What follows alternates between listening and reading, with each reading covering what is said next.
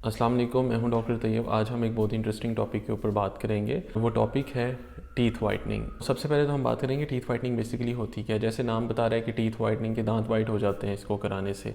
Basically जिन लोगों के दांतों में येलोइशपन बहुत ज़्यादा होता है या वो बहुत ज़्यादा पेल होते हैं, पीले होते हैं दांत, वो टीथ वाइटनिंग कराएं तो उनको काफ़ी अच्छे रिजल्ट्स मिलते हैं।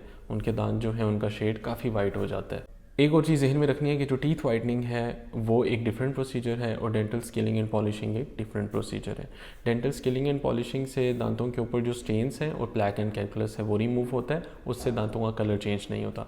और टीथ वाइटनिंग जो है बेसिकली उससे दांतों का कलर वाइट होता है। तो ये दो डिफरेंट प्रोसीजर्स हैं। टीथ वाइटनिंग कैसे की जाती है? टीथ वाइटनिंग करने से पहले सबसे पहले तो अगर तो डेंटल स्केलिंग एंड पॉलिशिंग की ज़रूरत है, जो कि मोस्टली केसेस में होती है, तो सबसे पहले तो स्केलिंग एंड पॉलिशिंग की जाती है।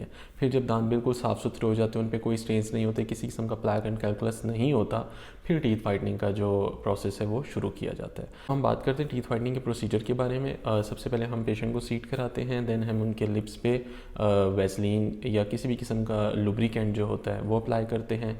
फिर हम चीक रिट्रैक्टर अप्लाई करते हैं। उसके बाद हम गम्स को प्रोटेक्ट करने के लिए एक गम बैरियर जो है वो अप्लाई करते हैं। वो अप्लाई करने से ये होता है कि जब हम टीथ वाइटनिंग एजेंट जो होता है वो जब दांतों पे लगाते हैं तो वो फिर गम्स पे नहीं लगता। तो हम जब गम प्रोटेक्शन दे देते हैं उसके बाद फिर हम टीथ वाइटनिंग एजेंट जो है उसको अच्छे से मिक्स करते हैं, उसको हम गन में लोड करते हैं और उसके बाद फिर जो है हम वो दांतों के ऊपर अप्लाई करते हैं। वो वाइटनिंग एजेंट जो है वो दांतों पे अप्लाई करने के बाद फिर हम एक टीथ वाइटनिंग लाइट होती है, एक बेसिकली क्योरिंग लाइट उसको बोलते हैं, ब्लू कलर की होती है वो, और वो फिर हम जो है पेशेंट को अप्लाई करके तो 30 to 40 मिनट्स के लिए वेट करते हैं। और जब टाइम पूरा हो जाता है वाइटनिंग का, जो कि मोस्टली 30 to 40 मिनट्स के राउंड अबाउट होता है, फिर जो है हम वो लाइट ऑफ कर देते हैं और वाइटनिंग एजेंट को हम रिमूव कर देते हैं। फिर हम पेशेंट को कहते हैं कि आप अच्छे से रिंस कर लें, कुल्ली कर लें। इस तरह हमारा जो टीथ वाइटनिंग का प्रोसीजर है वो कंप्लीट हो जाता है और दांतों का जो कलर है वो वाइट हो जाता है। टीथ वाइटनिंग जब की जाती है तो वो सिर्फ सामने वाले दांतों की जाती है, ना ही पिछले बड़ी दाढ़ों पे की जाती है और ना ही अंदर की तरफ की जाती है। तो जस्ट मकसद ये है कि ये क्योंकि कॉस्मेटिक प्रोसीजर है और हमने जस्ट इसको उन्हीं दांतों की उन्हीं सर्फेसिस पे अप्लाई करना है जो बोलते हुए या हंसते हुए मुस्कुराते हुए नज़र आते हैं। टीथ वाइटनिंग के जो साइड इफ़ेक्ट्स हैं उसमें एक ही मोस्टली साइड इफ़ेक्ट जो है वो सामने आता है। वो ये है कि टीथ वाइटनिंग करते वक्त और आफ्टरवर्ड्स सेंसिटिविटी होती है पेशेंट को। कुछ लोगों को बिल्कुल नहीं होती, कुछ को थोड़ी होती है, कुछ को काफ़ी ज़्यादा होती है। लेकिन जितनी भी सेंसिटिविटी हो वो टेम्प्रेरी होती है और 1 वीक to 2 वीक्स के अंदर अंदर वो बिल्कुल ख़त्म हो जाती है। और कुछ लोगों को तो बिल्कुल भी नहीं होती, बिल्कुल भी। टीथ वाइटनिंग कराने के बाद आपको 2 to 3 डेज़ के लिए एहतियात ये रखनी होती है कि आपने extreme hot and extreme cold चीज़ों को अवॉइड करना होता है। मीन्स कि आपने गर्मा गर्म चाय नहीं पीनी, कोल्ड ड्रिंक्स जो है उनको आपने अवॉइड करना है। टीथ वाइटनिंग का जो इफ़ेक्ट है वो तकरीबन रहता है 1 से 2 साल के लिए, और ये भी डिपेंड करता है, अगर तो पेशेंट बहुत ज़्यादा कॉफ़ी और चाय और आर्टिफिशियल फ्लेवर्स यूज़ करते हैं तो उनमें काफ़ी जल्दी जो है इसका इफ़ेक्ट जो है वो ख़त्म होना शुरू हो जाता है और दांत वापस येलोइशपन की तरफ चले जाते हैं।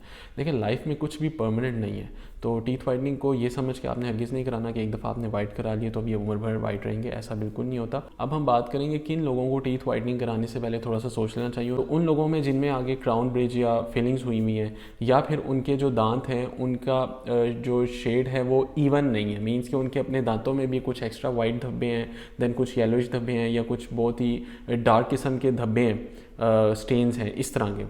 उसमें फिर जो होता है अगर हम वाइटनिंग कर देते हैं तो बेसिकली दांत इवनली वाइट नहीं होते। उसमें जो बहुत ज़्यादा वाइट दांतों पे धब्बे हैं वो एक्स्ट्रा वाइट हो जाते हैं, और जो आपके दांत जो थोड़े से येलो हैं वो थोड़े कम वाइट होते हैं। तो अनइवननेस जो होती है वो बरकरार रहती है।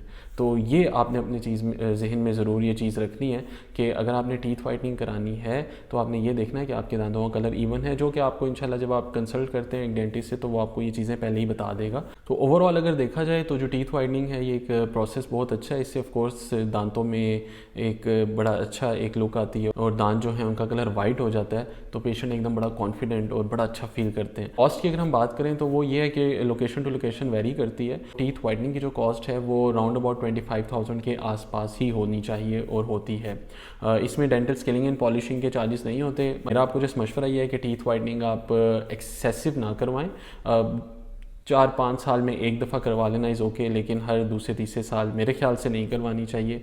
काफ़ी लोगों की इसमें अपनी राय है। मेरा जो एक ऑनेस्ट सजेशन है वो आपको ये होगी कि आप टीथ वाइटनिंग को अपने स्पेशल फंक्शंस के लिए जो है वो रिज़र्व करके रखें। मींस अगर आपकी शादी आ रही है या आपने बहुत इंपॉर्टेंट कोई ऐसा फंक्शन जो है वो अटेंड करना है कि जिसके अंदर आपकी लुक्स और अपीयरेंसेस बहुत ज़्यादा मैटर करती हैं, तो आप उन केसेस में फिर टीथ वाइटनिंग आप करा सकते हैं। उम्मीद करता हूँ आपको टीथ वाइटनिंग के बारे में काफ़ी कुछ समझ आ गया होगा। स्टिल अगर आपके जहन में किसी किस्म का कोई भी क्वेश्चन है तो आप नीचे कमेंट सेक्शन में मुझसे पूछ सकते हैं। नेक्स्ट वीडियो तक के लिए डॉक्टर तैयब फराज को इजाज़त दीजिएगा। अल्लाह हाफिज़।